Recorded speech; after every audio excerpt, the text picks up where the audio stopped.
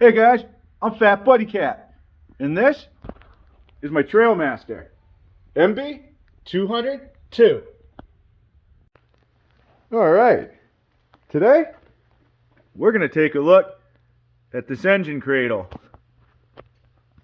Now that we have this section welded on, we can take off this bolt here and this one here. That should allow us to remove this jack shaft and the engine mount itself all in one. I got the bolts out, and now this whole section comes free. This is super convenient, and I really like the idea. This, however, starts to freak me out. If these bolts, bushings, anything wears out, you can get some movement, and the only thing keeping this bike from bending in half is this top tube. This really isn't doing much of anything. When it's incorporated with this so that the loop is completed, it becomes structural. This frame might be able to flex right here, but it really can't flex up in here. So that's when things start to give up. Hopefully, what we did is going to fix that. It might move it somewhere else, but I have a good feeling. We might as well keep going with this section. I think we can improve upon this. So what is the issue with this jack shaft? What we're after: lateral bracing and some sort of a skid plate for protection. Right now, the only bracing is your actual block when you attach it to this.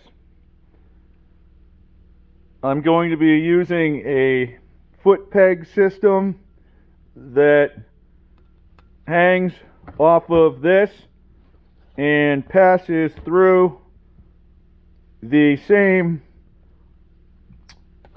bolts as the motor block. So,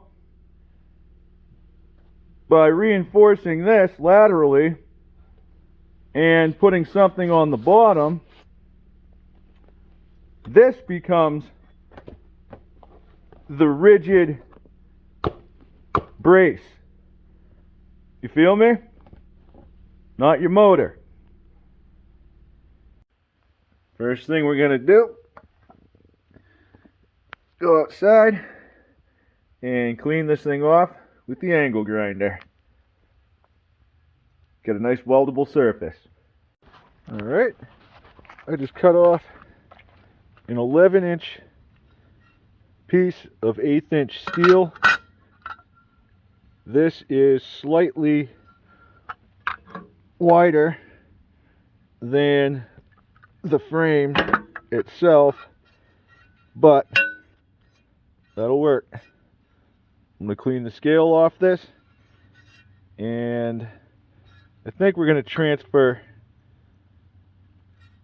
some holes and at least pre-drill these.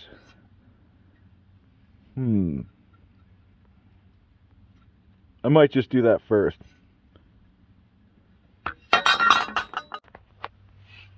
Alright, I have my plate centered. Now, I'm just going to take some bright spray paint, spray it inside the holes.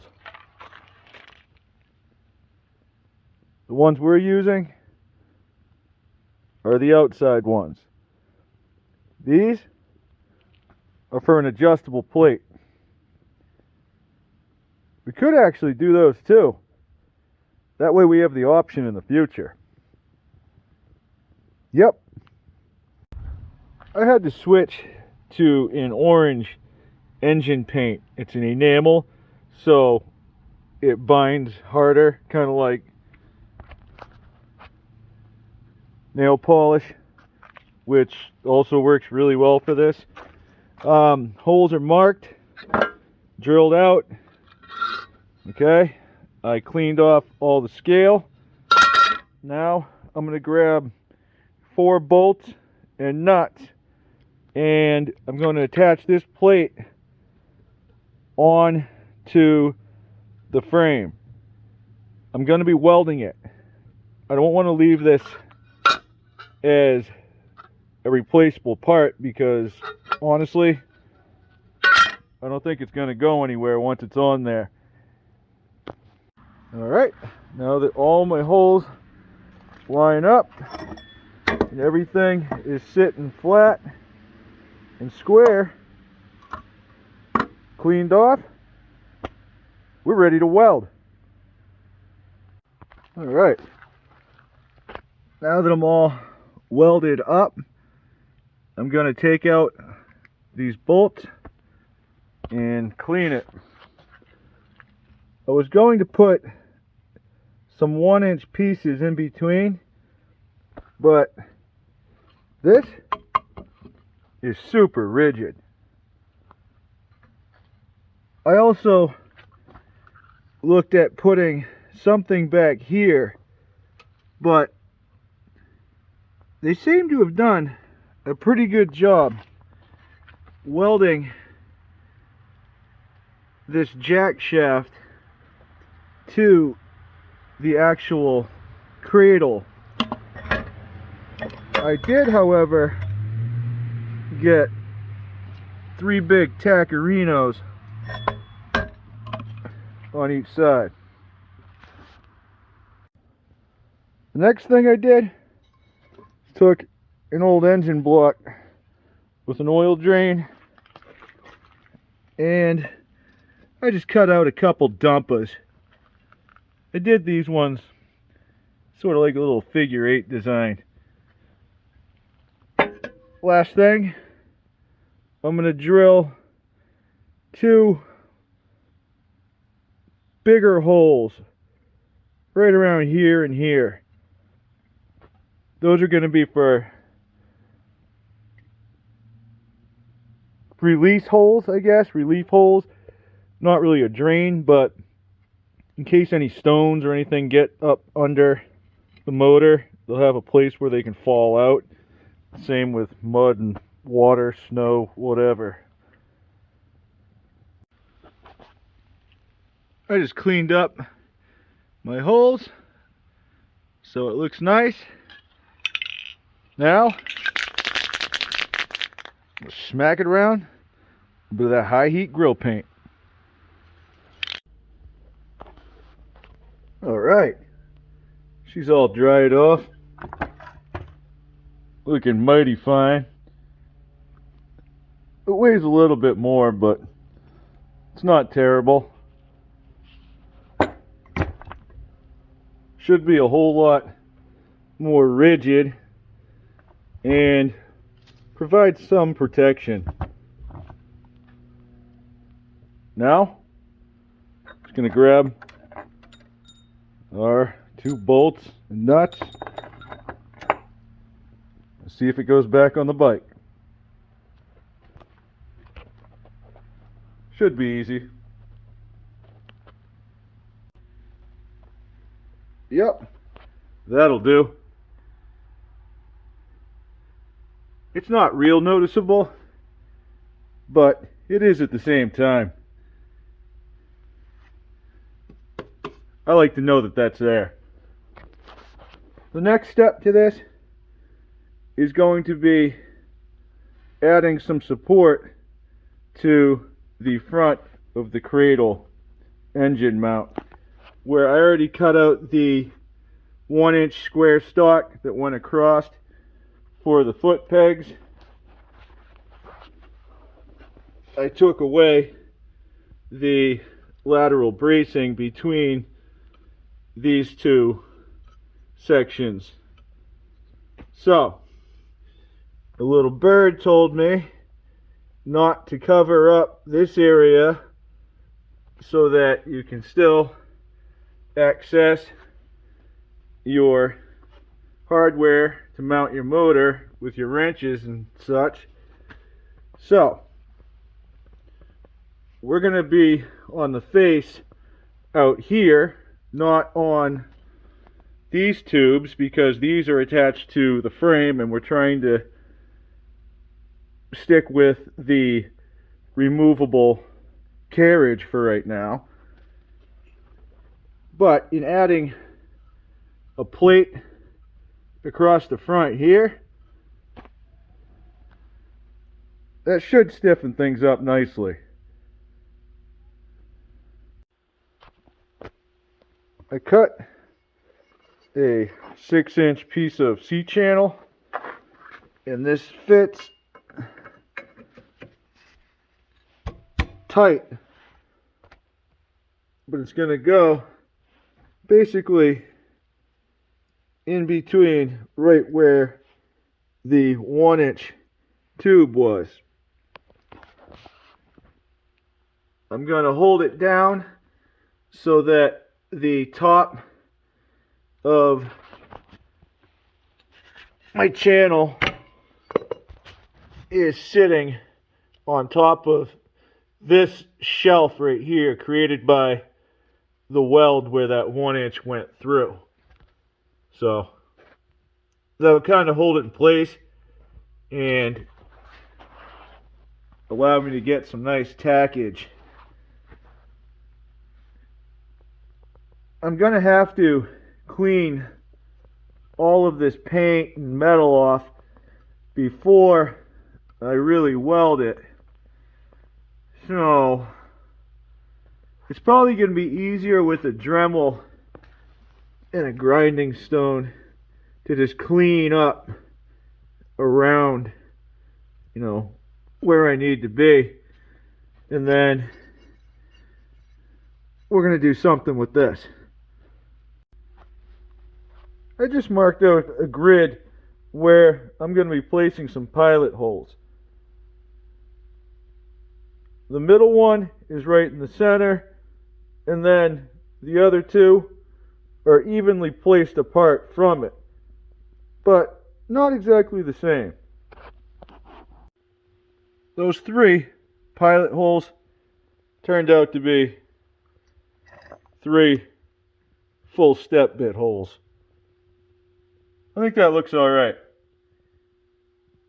Next, I'm going to have to clean all of this metal off and the section I referred to down here. Both sides. Okay, I'm all cleaned up. Ready to weld this thing. It's the next morning, and I'm getting ready to weld this. Because of the way I'm shelving it in against this piece of 1-inch that used to run through, it hits over here, which is fine because I want to do a quick fillet weld on my open corner. So even though that's tight right there, I want to get this off of my frame where that neck comes down from here. I'm not going to be welding this onto that, at least not at this time. So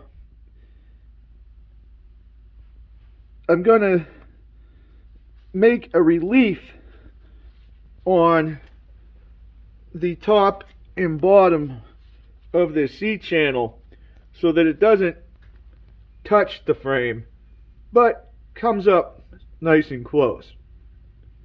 I'll get that done, weld this on, and show you what I'm working with. I just kept it simple and went with some little square C notches. Once it's all painted up, that's going to look fine.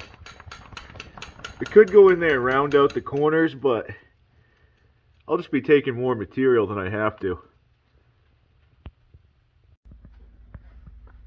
I have it tacked in.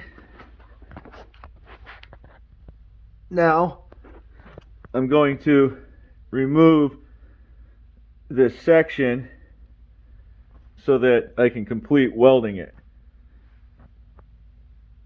Where I have the tack set, it shouldn't really flex at all. Everything should line up when we put it back on. 3 bolts,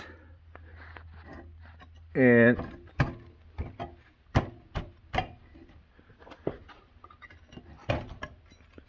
we can remove this whole section. I'm going to weld it and clean it up. Got it all cleaned up. You can act like you didn't know this was going to happen. I'm going to unload these things. After I painted it, I decided to take it over to the angle grinder and clean up those square edges. I had shaved one of these back for the adjustable billet engine plate at one time, so when I went to the full forward position, it was hitting on this side, so I had cut it. I just cut the other one to match, and I'll be giving this a final touch-up when I paint it anyway, so we'll catch that there. At this point, we can install this bad mamma jamma. Looks pretty cool. Very uniform with the 3-hole thing. This frame, it torsioned a little bit, so no matter which side I held it flush to, it was like a little under 1/8 hanging in. So to bend it out, I just had to put it on kind of askew and work it into place with my rubber mallet. This thing is nice and tight. Here it is, all tightened up.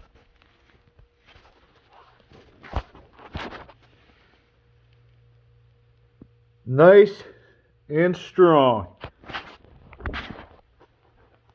There is a lot more torsion and strength in this design. We still have these bushings that could give us a little bit of play, but with everything else around it being a lot more rigid, it's really going to help. Speaking of rigid, and help for that matter, this next part is really going to bring everything together and hold it right where it needs to be. These gusset plates came from another member of the mini bike community. This guy has a whole lot more experience than I do at fabricating anything out of metal. These are a nice heavy sheet metal. I had already threw out the stock ones, but I can tell you right now, pretty close. What's not close? The amazing design or the size.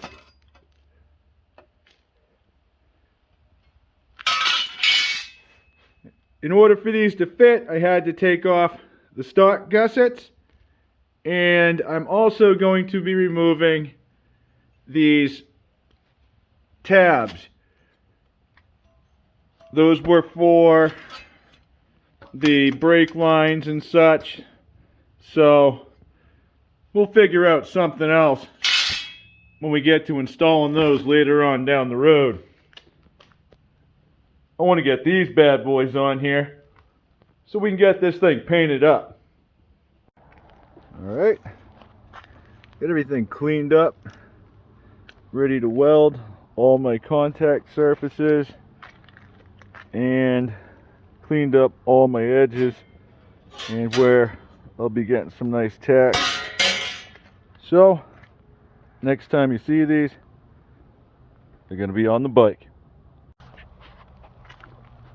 I got both sides all tacked up, looking straight as can be. On this side you can't even tell that there's two sides.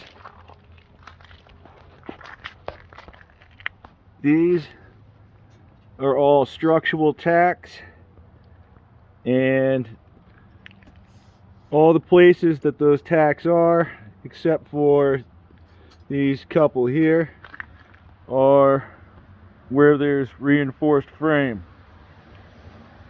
I didn't go too heavy up here. I'm going to come back with a little bit of 60-13 after I clean these off. Back in the garage where it's light and we can see what we're left with, there's going to be a little bit of cleanup work. These are all strong welds. They might not be beautiful. I still have to clean these up with a little grinding stone, or I'd say a burr, but I don't want to be too aggressive. Next, I'm definitely going to be smoothing this out. So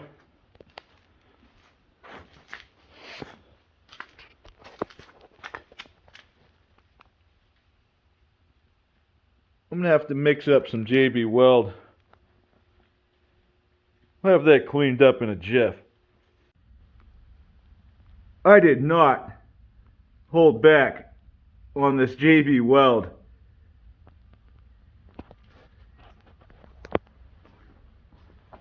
I don't want to have to come back and fill this again and again. I'm going to finish smoothing out what's here. It's still just a little bit soft, and I'll try to knock down some of the heavy. I better stop myself here. This thing is starting to look like something you'd see in a spy photo in the back pages of Auto Trend. Well, that's going to wrap up this segment, but there's plenty more in store for this Trailmaster, because as always, it's a work in progress. Have a good night, guys. Thanks for watching. I'll catch you on the next one.